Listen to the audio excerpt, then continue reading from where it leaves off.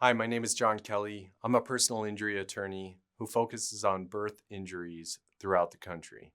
I'm continuing my series on birth injuries with series 4, which is brachial plexus injuries or Erb's palsy. Now I want to go over the important topic of legal considerations.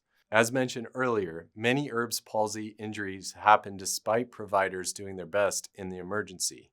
However, there are instances where improper technique or excessive force was used during delivery, or where better planning, like earlier C-section for a suspected large baby, might have averted the injury.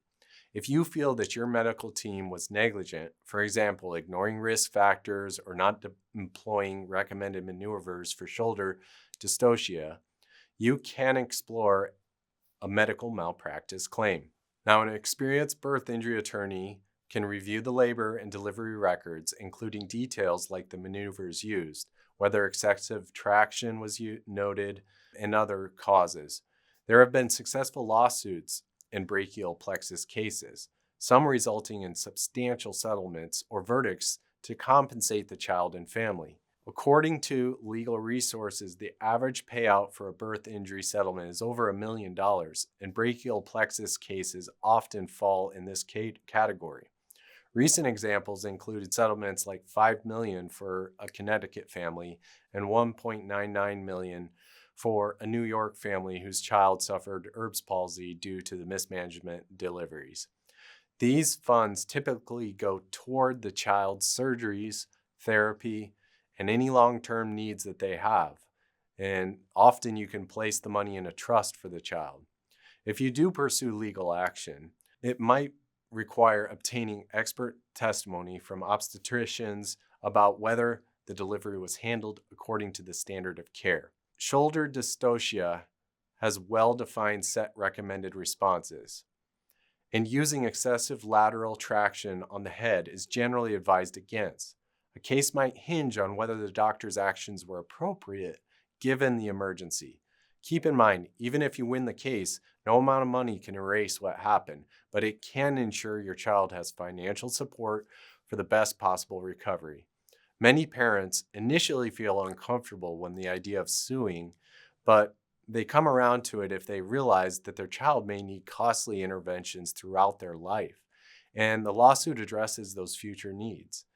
It's a personal decision and one that should be made after careful consideration and ideally after your baby's condition is fully evaluated by medical professionals. Since, the extent of the recovery in the first year will inform damages in any case. Also note the timing. In some jurisdictions, you must file a claim within a certain period. Example, within 2 years of the injury for malpractice, although some states will extend deadlines for minors. And many states allow minors to bring the claim after they're 18 years old, up to 8 years old, some 18 years old. It all depends on the state. Getting a free consultation with an attorney soon after the injury can help you understand your window for action. Whether or not you're going to pursue legal recourse, focus first on your child's health. Legal matters can be addressed in parallel by attorneys while you are concentrating on your baby's care. If you have a child that's been affected by this condition and you're considering your legal options, it's a good idea to just call an attorney and, like myself, who handles birth injuries, because we can review your records and determine if you have a viable claim. If you do, we can sit down with you and explore your legal options and show you the road path forward to a potential recovery for you and your family moving forward. Again, these can be very helpful. Compensation can help you, attain care for your child long term and can give you peace of mind that the needs of your child will be taken care of for many years in the future. If you would like to do that consultation, I'm always happy to help. You can reach me at Kelly Law Team at 602-283-4122.